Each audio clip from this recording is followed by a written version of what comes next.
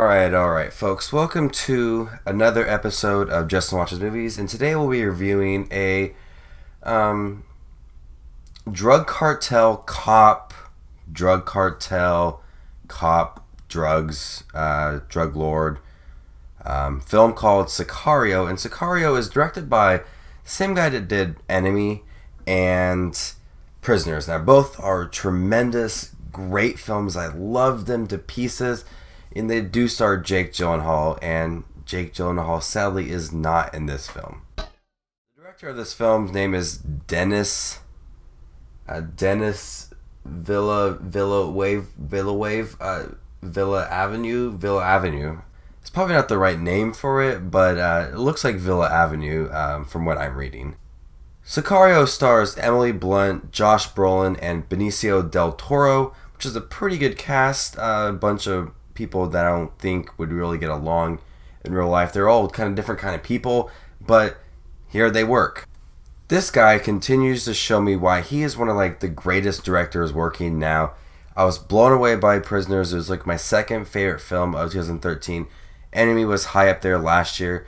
And though Sicario does have its flaws, I do think it's a really great film too. What I really liked about Sicario is that it's an honest, brutal film. And a lot of times it reminds me of Seven. Seven's so great is Brad Pitt and Morgan Freeman's reactions to certain scenes that they're investigating, and what I think works a lot with Sicario is how Emily Blunt reacts to certain scenes in the beginning of the film and throughout the film.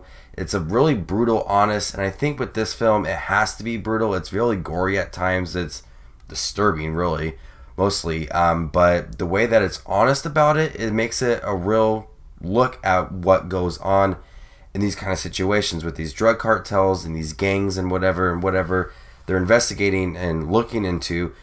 To have it be really honest makes it a really kind of personal film. It makes it feel like this is actually happening and none of it's really fake, because things actually do happen. This film builds up suspense so well, and it's using its characters, and it's using reactions, and it's using its situations to its advantage, because it has a great score accommodating these said suspense scenes, but the way the looks on these people's faces, the situation, what is going on, its characters, it just builds the suspense so well, and it takes its time. It's not jump cuts really fast, the suspense. It's one long take of suspense, great camera angles, and we knowing that something's going to happen, and that suspense is just building so perfectly. I was surprised with how rad Emily Blunt was in this film. I think of her as this goofy comedian, and then I remember, yeah, she was in Looper. Oh yeah, she was in Edge of Tomorrow. Oh yeah, she's probably not a goofy comedian. She's up and coming female action star, like a strong female character that you want in your film. Because Edge of Tomorrow, she sold that strong female character so well. Looper, she was great. Here, she's, I would assume, the main character in here, and she does a great job in here, and everybody does a really great job.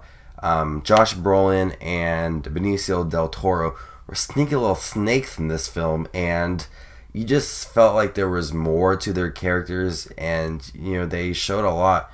In this movie, they expanded what they were doing, and every time it just was more sneaky and sneaky. I did have a hard time following this film. There was a lot of introductions to new scenes, new characters, new situations that they had to handle, new tasks, and at times I felt like it was really hard to comprehend and understand what was going on. We knew that they were after something, but it seemed like everything was shifting a lot at times for me to finally grasp what actually the story was headed to, and these new characters and situations. I just had a really hard time following this film at times. Overall, I did like how stylish it was. It was dark, it was brutal, it was honest. The character performances were great. So I'm going to go ahead and give Sicario a B. In the beginning of the film, it tells you what Sicario means, and Sicario means hitman, and explains a lot.